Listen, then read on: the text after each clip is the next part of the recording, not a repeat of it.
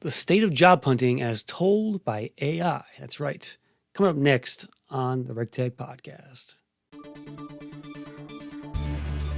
Welcome to RecTech, the podcast where recruiting and technology intersect. Each month, you'll hear from vendors shaping the recruiting world, along with recruiters who'll tell you how they use technology to hire talent. Now, here's your host, the mad scientist of online recruiting, Chris Russell. Hey everyone, Chris Russell here from RecTech Media. So, special show today. You're not going to hear myself or my guests. You're going to hear AI talk about the State of the Job Hunting Report 2024 that was published by Greenhouse Software last week, actually. So, I'm trying to experiment here. Something new. There's a tool called Notebook LM that Google has pushed out. It's notebooklm.google.com. It's a research tool. And what you can do with this tool is really interesting. And I wanted to kind of tell the RecTech community about it and kind of show off what it can do, at least one aspect of what it can do. What you can do with Notebook LM, it's a research tool, as I mentioned, and you can upload marketing plans, course reading, research notes, meeting transcripts, sales documents, white papers, things like that. You can upload it as a PDF, a Google Doc, a TXT file, an audio file, even like website links and YouTube videos. And what it does is it basically takes that information, it summarizes it for you in an easy to read format. And it has something called Deep Dive, which is basically it's an AI audio generated discussion between a man and a woman, not real people, they're AI. And they basically break down the information you put into Notebook LM and tell you all about it in a really friendly discourse. I thought it was really cool. Shout out to Jim Durbin, who my buddy of mine, who tipped me off to this tool, and I gave it a try, and I really thought it was really interesting. So, what you're going to hear next is about a 15-minute conversation based off the State of the Job Hunting Report that Greenhouse Software put out, and it's going to run through all kinds of stats for you and just talk about it in a human way through AI. So, I hope you enjoy the audio and take a listen. Hey everyone, and welcome back. We're going to be strapping on our boots today. Oh, yeah. And navigating the job market minefield. Yeah. Using the 2024 State of Job Hunting Report as our map. I like that analogy. Yeah. It's a good one because It really is. this report shows it's a battlefield out there. Right. Filled with obstacles. It's a little daunting, to be honest with you. Like, you're trying to land a new job, Yeah. but the hiring process itself Right. feels like a mine just waiting to explode. Okay. I mean, this report tells us nearly half of U.S. workers are out there looking for something new. Yeah. So I bet a lot of you listening are in that same boat. For sure. So let's dive into Okay. the first explosive trend that the report reveals. Right. Ghosting. Ghosting. Yeah. Unfortunately, it's a mine that seems to be getting bigger and bigger. Right. We're not just talking about the silent treatment after an interview, but even after a job offer Oh, wow. is extended. So you've already gotten the job. You're ready to go. And then nothing. And then poof, they're gone. Exactly. And it can be incredibly disheartening. I can imagine. The report shows a whopping 61% 61%. of job seekers are ghosted post-interview. Wow. And that's a jump of 9 percentage points since April. 9 percentage points Yeah. in just a few months. And it's a big leap. It is a huge leap. Yeah, I mean, I know the job market is tough, for sure. but right. to get ghosted after an interview, Right. let alone an offer, Yeah. would be a crushing blow. I can only imagine how frustrating that would be. It makes you wonder what's going on behind the scenes, right? Absolutely. Like, what's happening? You have to think about the psychology of it all. Yeah.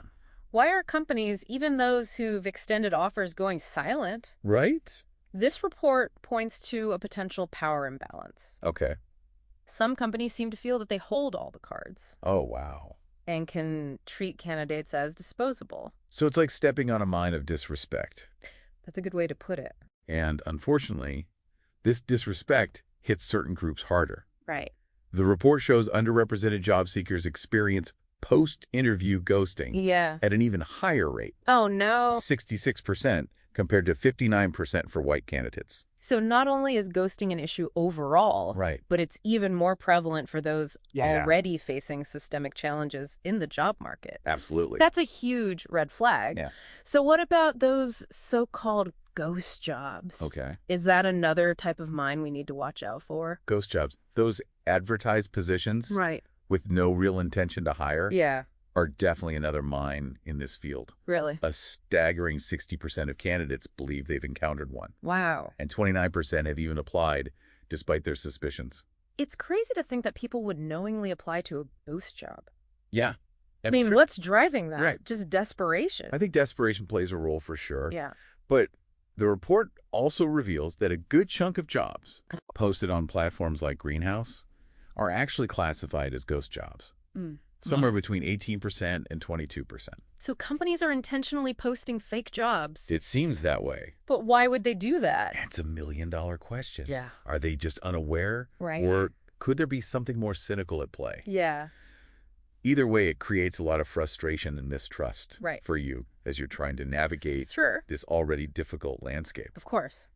Imagine spending all that time perfecting your resume and cover letter, only to discover the job was never real in the first place. Yeah. What a waste of time. Talk about a minefield.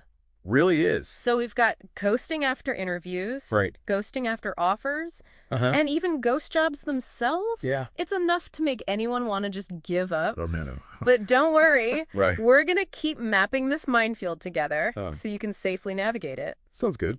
Okay, so we've talked about ghosting and ghost jobs, which are like these hidden mines Right. you have to dodge when job hunting. Yeah. But the report also highlights this whole DE&I paradox, which feels like a minefield of its own. It really is a minefield. Yeah. The data shows that while candidates say DE&I is super important to them, Right. they're also experiencing more discrimination than ever. It's like companies are laying down a path that looks safe, Uh-huh. but then you take a step and you realize there are mines everywhere. Exactly. It's a really frustrating situation. The report says 53% of candidates think it's really important for companies to promote DE&I in job postings. Yeah, that makes sense. Right, like you want to work for a company Sure. that aligns with your values, Absolutely. but then you look at the actual experiences of candidates, Right. and it's a very different story. Totally different. 64% of them Wow. said they faced discriminatory or biased interview questions, That's a lot. which is a 10% increase since April. That's a big jump. That's a huge jump. Yeah. It's like companies are putting up this smoke screen with their DE&I statements, Uh-huh. but the reality on the ground is completely different. Right. What do you think is driving this disconnect? Well, I think there are a few factors at play. Okay. For one, there might be a lack of awareness Mm-hmm. or training Right. among hiring managers. Okay. Maybe they don't realize that certain questions are problematic Right. or can perpetuate bias. Yeah. And then there's the issue of unconscious bias, Yeah. which can be really insidious and difficult to address. Yeah. Even if companies have good intentions, Sure. their hiring processes might be unintentionally Yeah. excluding certain candidates. So it's like there are these hidden mines of bias that Exactly. even companies themselves might not even be aware of. That's right. And the report actually breaks down the types of discrimination Okay. candidates are experiencing. Interesting. Age discrimination tops the list at 55%, Wow. followed by race at 45% and gender at 42%. Those numbers are pretty alarming. Yeah, they are. It's a stark reminder that even though things might seem to be progressing on the surface, Right. there's still a long way to go Yeah, in terms of creating truly equitable workplaces. for sure. And it's not just about the big obvious things either. Right. The report even mentions something as seemingly small as mispronouncing names Oh, yeah. as a form of bias. Absolutely. 59% of candidates have had their names mispronounced Well, by hiring managers. Yeah, And this disproportionately impacts those from underrepresented backgrounds. it does. It might seem like a minor thing, Right. but it can really make you feel unseen and undervalued. Absolutely. It's like another one of those hidden mines Uh-huh. that can make you question whether a company is truly committed to inclusion. I think that's a really good point. So what can you do if you encounter one of these DE&I mines Okay. during your job search? Like Yeah. if you're asked a discriminatory question Right. or feel like you're being treated unfairly, is there anything you can do besides just walking away? It's a tough situation, Yeah, and there's no easy answer. right. Some people might feel comfortable calling out the bias directly, while others might prefer to disengage from the process. Sure. It really depends on your own comfort level Yeah, and how you assess the situation. right. There's no right or wrong answer.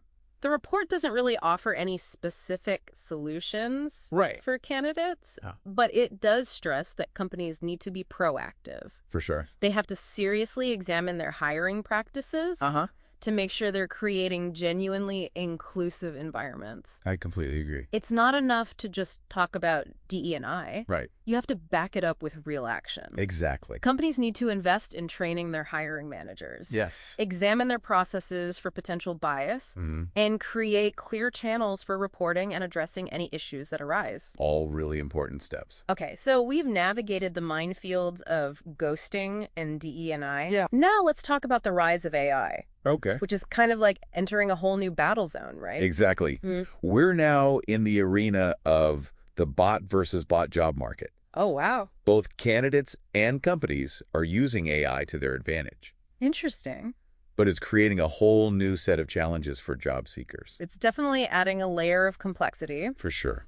The report says that 91% of workers Right. find the current job market challenging, Yeah. and 57% of those folks Okay. attribute that difficulty to AI. That's a pretty significant number. It is a significant chunk of people who are feeling the impact Yeah. of this new technology. And it's not hard to see why. Right. Think about it from the company's perspective. Okay. They're receiving a deluge of applications. Yeah.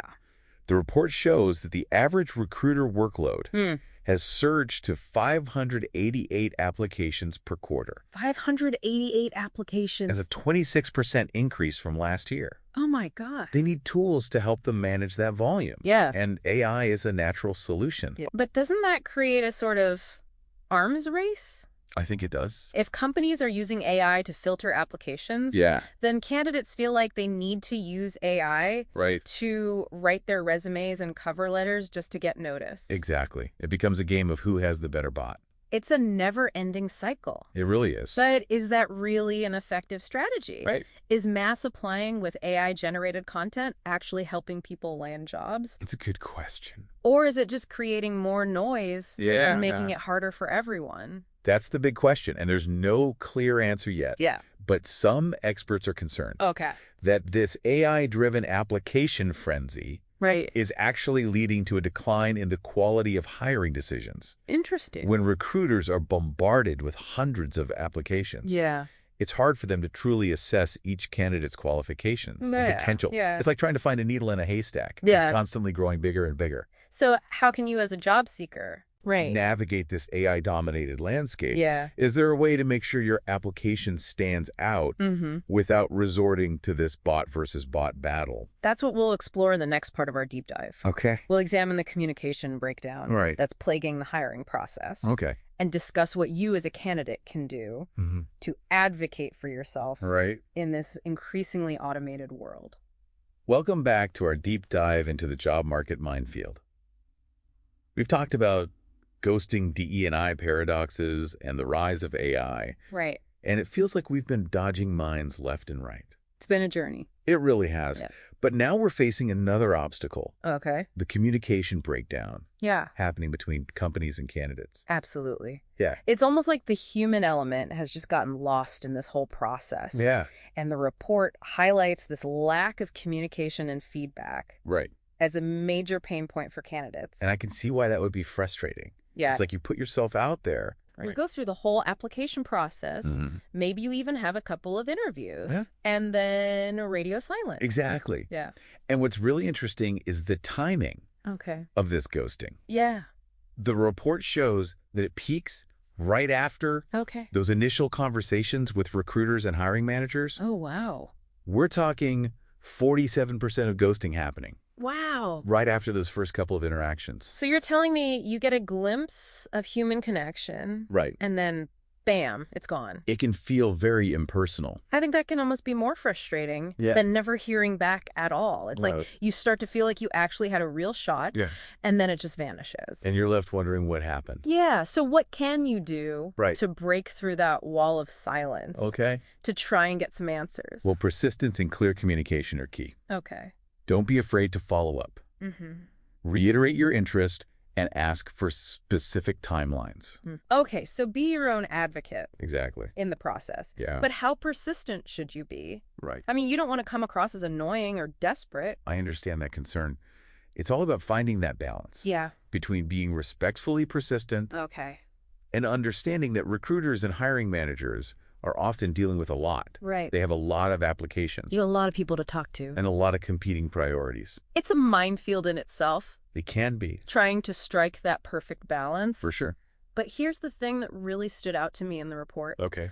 33% of candidates Wow. would actually be willing to provide feedback Interesting. about the hiring process, Okay. but they've never even been asked. That's a huge missed opportunity for companies. It really is. Think of all the valuable insights they're missing out on. Yeah. They could be learning so much Right. about what's working and what's not in their process Absolutely. directly from the people who are experiencing it. It seems like such a simple thing, just asking for feedback.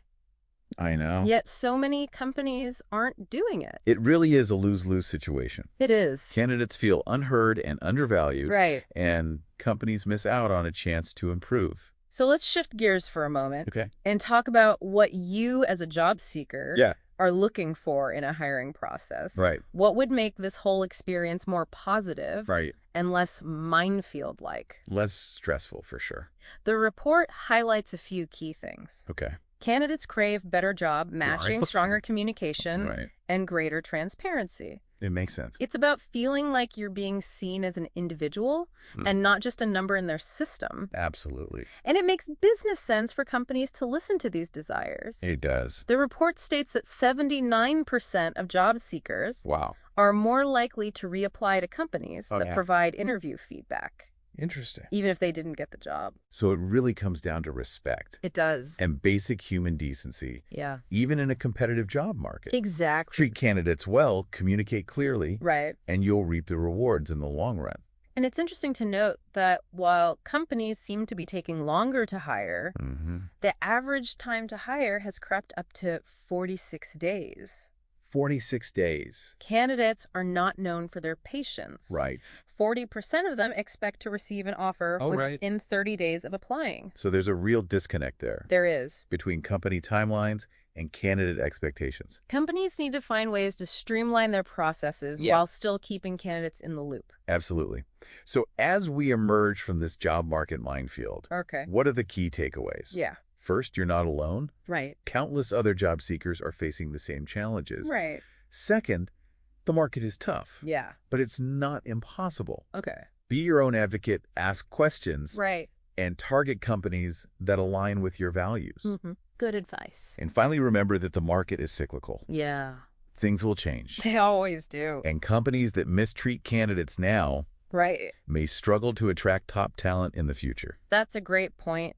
And to all of you out there navigating this challenging landscape, Yeah. we want to hear from you. We do. Share your experiences, Your insights. your tips for survival. Let's build a community of support and Exactly. learn from each other. That's it for this deep dive into the job market minefield. We hope you found it insightful We hope so. and, most importantly, helpful Helpful. as you navigate your own career journey. Until next time, happy hunting. Another episode of RecTech is in the books. Follow Chris on Twitter at Chris Russell or visit rectechmedia.com, where you can find the audio and links for this show on our blog. RecTech Media helps keep employers and recruiters up to date through our podcasts, webinars, and articles. So be sure to check out our other sites, Recruiting Headlines and HR Podcasters, to stay on top of recruiting industry trends. Thanks for listening, and we'll see you soon on the next episode of RecTech, the Recruiting Technology Podcast.